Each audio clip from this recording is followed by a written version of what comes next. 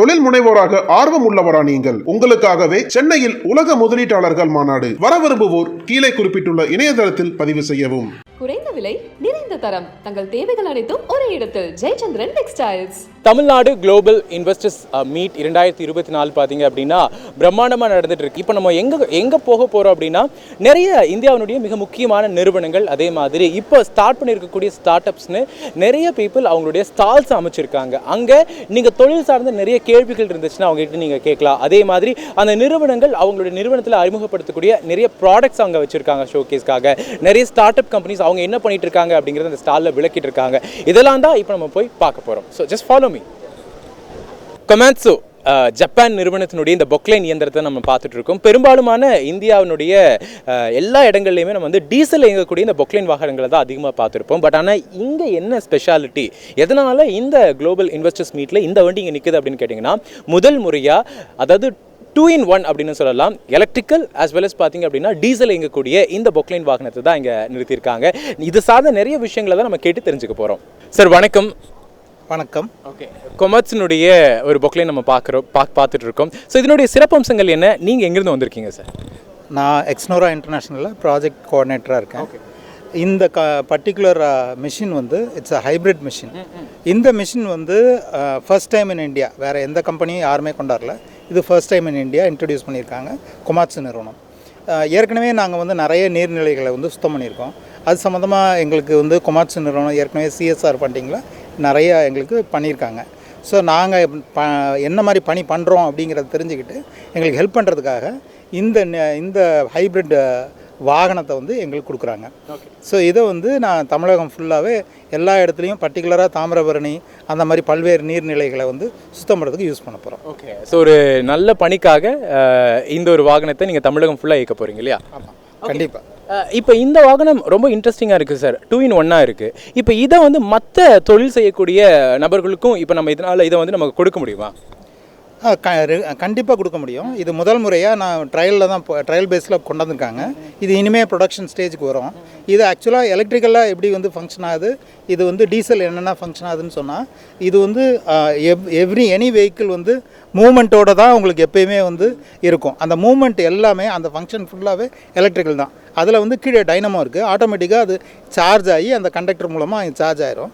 மற்ற ஆப்ரேஷன் எல்லாமே டீசலில் தான் ஆப்ரேட் ஆகுது. இது பர் ஹவருக்கு வந்து அரௌண்ட் 16 to 17 லிட்டர்ஸ் கன்சியூம் ஆகும்.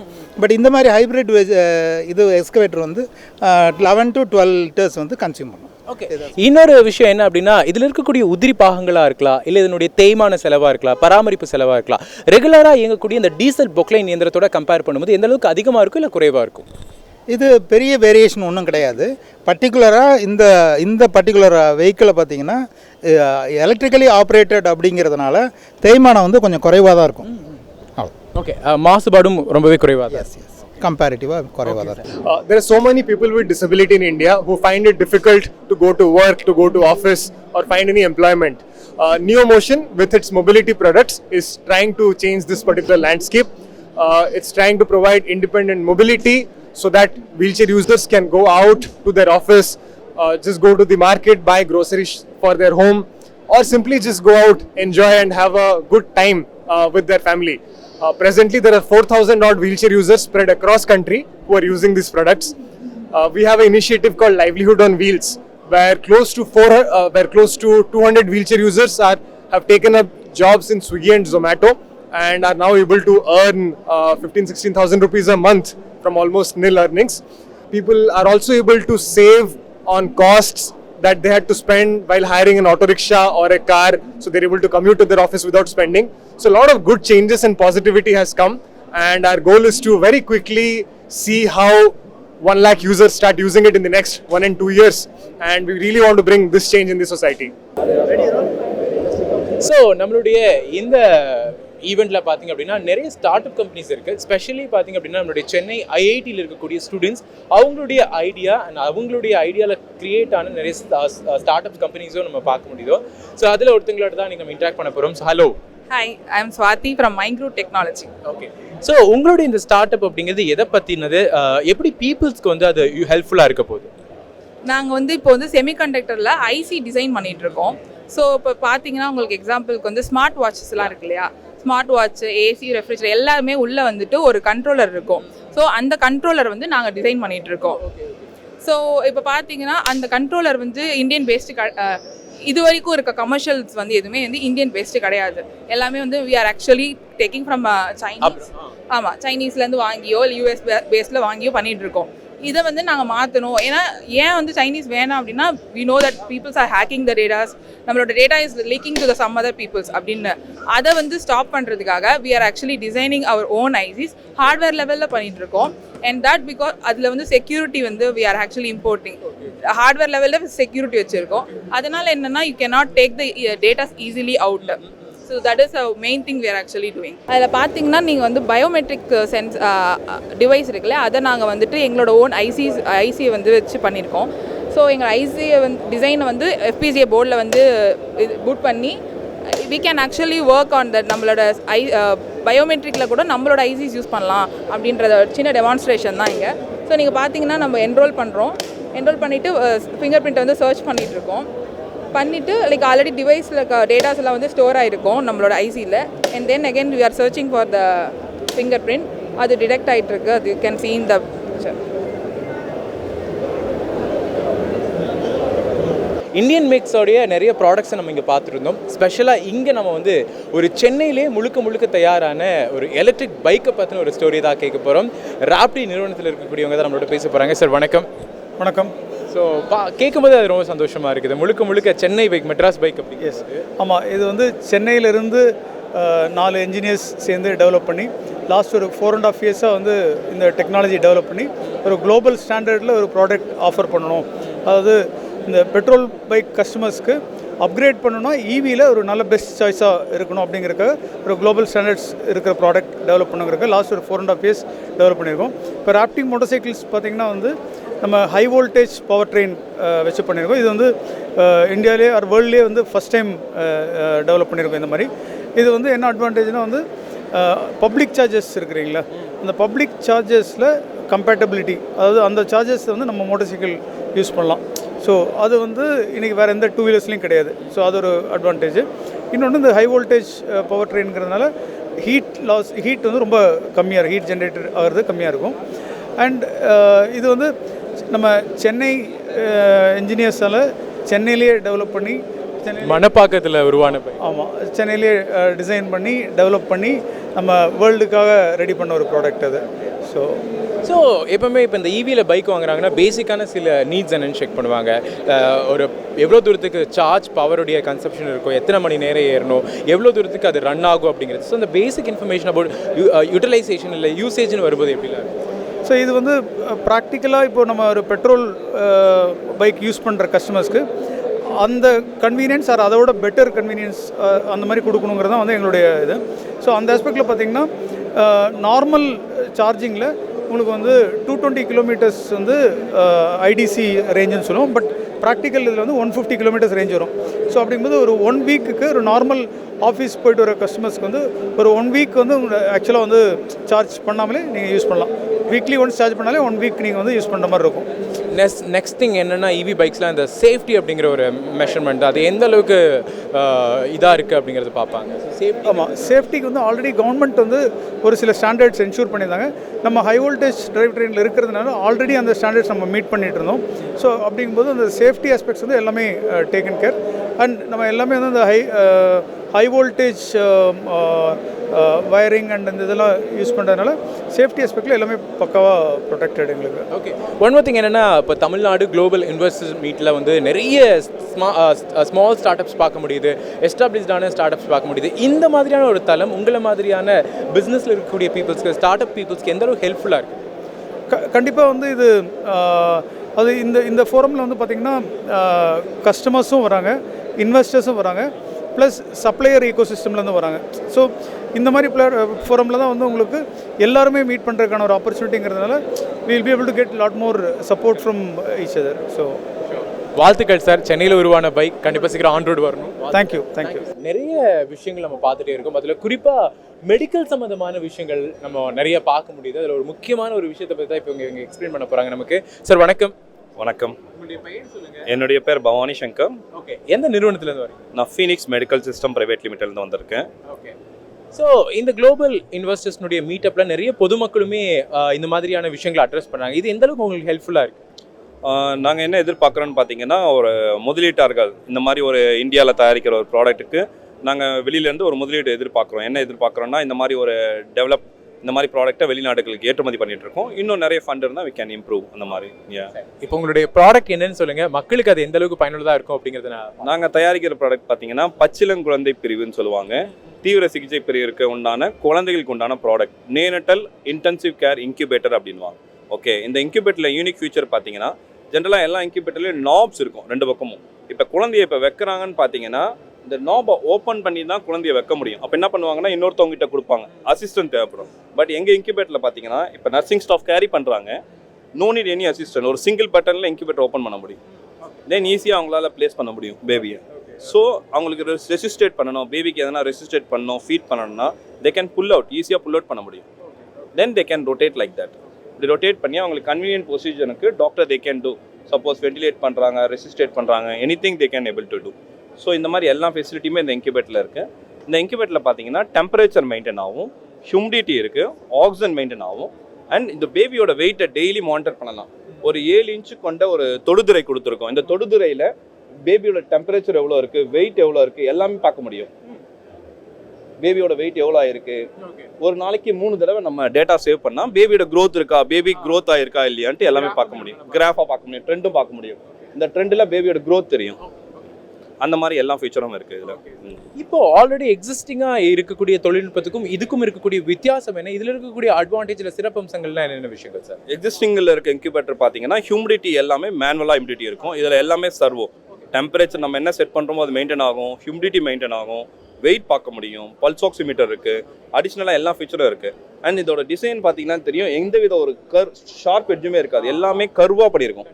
ஓகேங்களா? ஏன்னா ஒரு என்ஐசியூவில் யூஸ் பண்ணுறாங்க, மதர் வந்து பார்க்குறாங்க, அந்த பேபி சேஃபாக இருக்கா, என்ன மாதிரி மெஷினில் வச்சுருக்காங்க, ஆஸ்தட்டிக் லுக் வைஸ் பார்த்தீங்கன்னா நிறைய இம்ப்ரூவ் பண்ணியிருக்கோம். ஓகே, அண்ட் அதே மாதிரி இதில் இந்த டேட்டாவுடைய இன்ஃபர்மேஷன் ஸ்டோரேஜ் அப்படிங்கிறது, இல்லை இந்த டேட்டாவை ரீகலெக்ட் பண்ணுறது, இல்லை ஒரு வருஷத்துக்கு அப்புறம் இந்த பேபியோட ஹெல்த் ரீசன்ஸ்க்காக இதை ரீகலெக்ட் பண்ணணும்னா அதுவும் இதில் சாத்தியமாக இருக்கும். ஆமாங்க, இதில் வந்து டேட்டா வந்து டவுன்லோட் பண்ணிக்கலாம், கிளினிக்கல் டேட்டா டவுன்லோட் பண்ணலாம். பேபியோட 72 மணி நேரத்துக்கு உண்டான டேட்டாவும் பார்க்க முடியும், டெம்பரேச்சர் பார்க்க முடியும், SpO2 பார்க்க முடியும், ஹார்ட் ரேட் பார்க்க முடியும். எல்லா டேட்டாவும் இதில் ஸ்டோரேஜ் ஆகும். நம்ம டவுன்லோட் பண்ணி நம்ம அந்த ஒரு பர்டிகுலர் பேபிக்கு கிளினிக்கல் எவிடன்ஸாக நம்ம வச்சுக்கலாம் இதை. Okay, thank you. தமிழ்நாட்டில் நடக்கக்கூடிய இந்த இன்வெஸ்டர்ஸ் மீட்டப்பில் பார்த்தீங்க அப்படின்னா, நம்மளுடைய தமிழ்நாட்டினுடைய கலாச்சாரத்தை பிரதிபலிக்கக்கூடிய வகையில் பார்த்தீங்கன்னா, தமிழகத்தில் இருக்கக்கூடிய பல மாவட்டங்களில் இருக்கக்கூடிய குறியீடுகளை பிரதிபலிக்கக்கூடிய, அதே மாதிரி அந்த மாவட்டங்களில் இருக்கக்கூடிய சிறப்பான இடங்கள், அங்கே இருக்கக்கூடிய சின்ன சின்ன குறியீடுகள், அங்கே இருக்கக்கூடிய உடைகள்னு நிறைய விஷயங்கள் இங்கே தமிழ்நாட்டினுடைய கலாச்சாரத்தை பிரதிபலிக்கக்கூடிய வகையில் இந்த ஒரு என்டையர் ஸ்டாலையுமே அமைச்சிருக்காங்க. நிறைய விஷயங்கள் பார்க்க முடியுது. சின்ன சின்ன விஷயங்கள், தஞ்சை பெரிய கோயிலாக இருக்கலாம், திருவள்ளூரினுடைய உருவ சிலையாக இருக்கலாம், ஜல்லிக்கட்டுக்காக அமைச்சிருக்கக்கூடிய இந்த ஒரு வடிவமைப்பாக இருக்கலாம். அங்கே அந்த பக்கம் பார்த்தீங்க அப்படின்னா நம்மளுடைய தமிழக மாவட்டங்களில் இருக்கக்கூடிய சேலைகளை வச்சு ஒரு ஸ்டால் அமைச்சிருக்காங்க. இந்த மாதிரி நிறைய விஷயங்கள் இருக்குது. இது குறிப்பாக பார்த்தீங்க அப்படின்னா தமிழ்நாட்டினுடைய டூரிசம்காகவே பார்த்தீங்க அப்படின்னா இங்கே இருக்கக்கூடிய வெளிநாட்டு மக்கள் வந்து பார்க்கணும் அப்படிங்கிறதுக்காக சிறப்பாக தமிழக அரசால் ஏற்பாடு செஞ்சுருக்காங்க.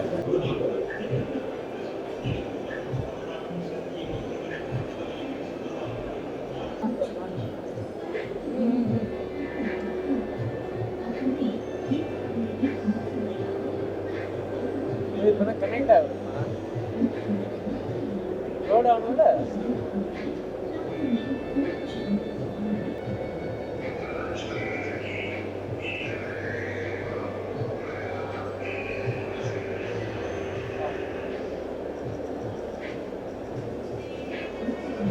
தமிழ்நாடு குளோபல் இன்வெஸ்டர்ஸ்னுடைய இந்த மீட்டப்பில் பார்த்தீங்க அப்படின்னா நிறைய முதலீட்டாளர்கள் இருக்காங்க, நிறைய தொழில் சார்ந்த நிறுவனங்களை சார்ந்த முதலாளிகள் இருக்காங்க, அதே மாதிரி நிறைய கல்லூரிகள் இருக்கக்கூடிய மாணவர்களுமே வந்துட்டு இருக்காங்க. குறிப்பாக பார்த்தீங்கன்னா இந்த மாதிரியான ஈவெண்ட்ஸ் வந்து எந்த அளவுக்கு அவங்களுக்கு ஒரு தாக்கத்தை ஏற்படுத்துது அப்படிங்கிறத நம்ம பார்க்க போகிறோம். சார் வணக்கம். சார், நான் ஜோதி வெங்கடேஸ்வரன், நந்தனம் அரசு கல்லூரி முதல்வர். மாண்புமிகு தமிழக முதல்வர்களுடைய சீரிய முயற்சியினால் தமிழகத்தில் உள்ள அனைத்து கல்லூரிகளிலும் நான் முதல்வன் என்ற திட்டத்தின் கீழ் எங்களுடைய மாணவர்களுக்கு நிறைய அந்த ஸ்கில் டெவலப்மெண்ட் துறை மூலமாக அனைத்து ஸ்கில்லெல்லாம் ஒரு பயிற்சியோடு வரணுன்ட்டு நிறைய 11 வகையான விதமான கோர்ஸுகளை நடத்தி கொண்டிருக்கின்றார்கள். அந்த கோர்ஸ் முடித்த மாணவர்கள் நான் முதல்வன் திட்டத்தின் கீழே இன்றைக்கி கூட்டு வந்திருக்கோம் இந்த குளோபல் இன்வெஸ்ட் மீட்டுக்கு. நிறைய மாணவர்கள் அதில் கலந்துருக்காங்க. மேடம் வந்து பயிற்சியாளர் ஒருத்தர், அவர் வந்து நோடல் ஆஃபீஸர் வந்து இப்போ கூப்பிட்டு வந்திருக்காங்க, அவர் பேசுவார் அது பற்றி.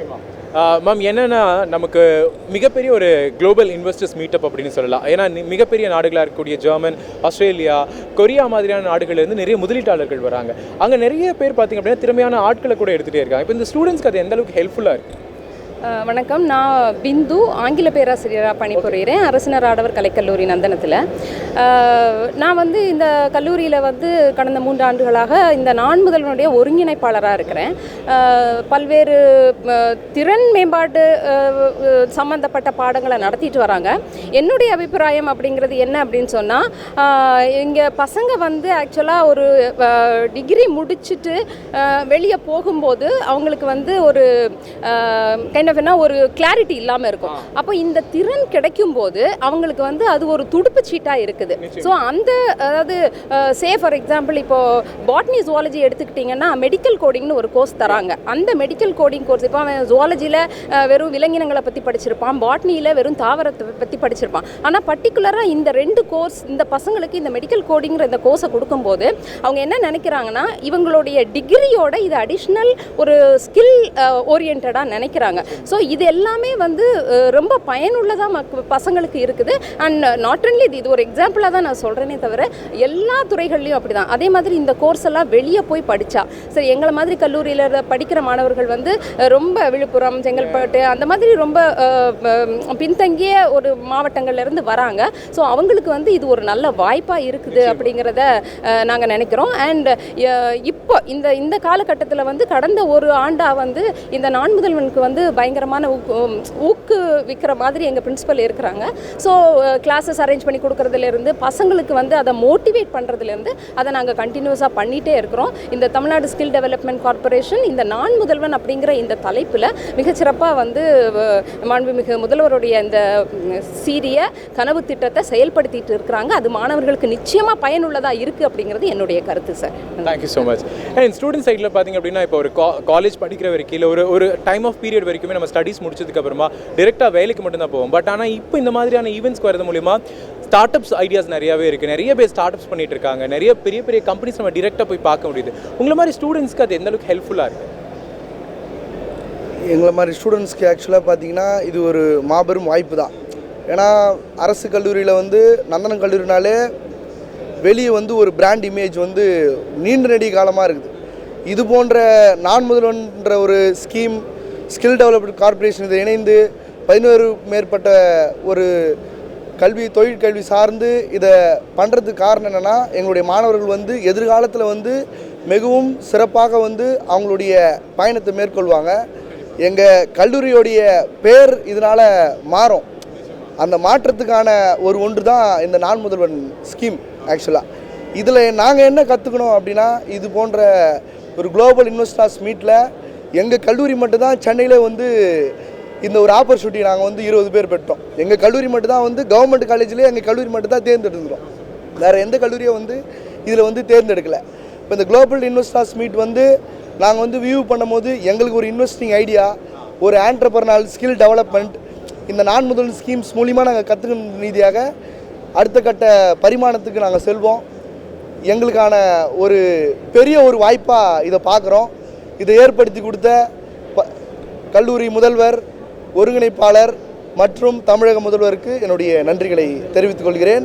தமிழ்நாடு குளோபல் இன்வெஸ்டர்ஸ் மீட் 2024 கடந்த 7-8 சென்னையில் இருக்கக்கூடிய நந்தம்பாக்கம் ட்ரேட் சென்டரில் மிக பிரம்மாண்டமாக நடந்து முடிச்சிருக்குன்னு சொல்லலாம். உலகத்தில் இருக்கக்கூடிய மிக முக்கியமான நாடுகளாக இருக்கக்கூடிய ஜெர்மன், ஆஸ்திரேலியா, சிங்கப்பூர், கொரியான்னு பல முக்கியமான நாடுகளில் இருக்கக்கூடிய முக்கியமான வர்த்தக நிறுவனங்களை சார்ந்த தலைவர்களாக இருக்கலாம், இல்லை இந்தியாவில் பிரபலமாக இருக்கக்கூடிய நிறுவனங்களுடைய தலைவர்களாக இருக்கலாம், இப்போ தான் சின்ன முதலீட்டில் ஆரம்பிச்சிருக்கக்கூடிய ஸ்டார்ட் அப் கம்பெனிஸாக இருக்கலாம், மாணவர்களாக இருக்கலாம், பொதுமக்கள்னு எல்லாத்தையும் இணைக்கக்கூடிய ஒரு மிக முக்கியமான ஈவெண்ட்டாக இந்த தமிழ்நாடு தமிழ்நாட்டினுடைய இந்த குளோபல் இன்வெஸ்டர்ஸ் மீட்டப் நடந்து முடிஞ்சிருக்கு.